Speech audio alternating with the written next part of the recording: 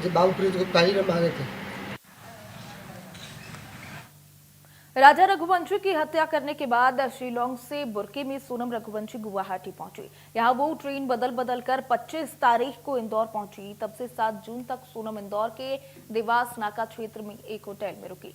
इस बात की पुष्टि मेघालय पुलिस की ओर से की गई थी। सोनम राज कुशवाहा के साथ 7 जून तक इंदौर में ही रही। सोशल मीडिया के जरिए वो केस में चल रही सभी जांच पर नजर बनाए हुए थी।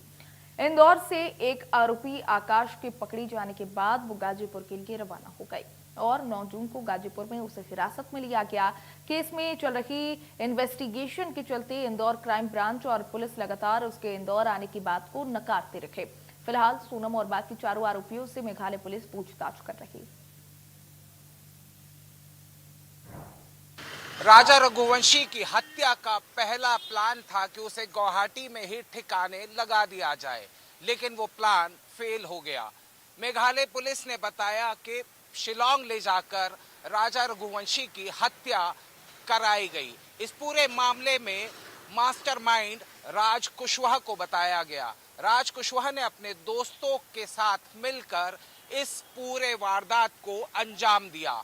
सोनम इस पूरे प्लान में शामिल रही, लेकिन इस पूरे प्लान के एग्जीक्यूशन में कहीं ना कहीं ये लोग अपने आप को बचाते हुए भी नजर आ रहे थे। सोनम का फुल प्रूफ प्लान ये था कि वो विक्टिम बताकर इस पूरे मामले से अपने आप को बचा लेगी।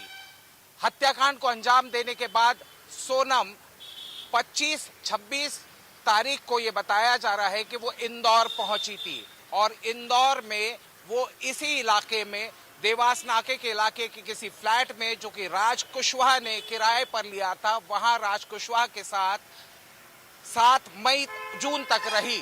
लगातार इतने दिन तक सोनम इस पूरे मामले पर सोशल मीडिया के जरिए नजर बनाए हुए थी।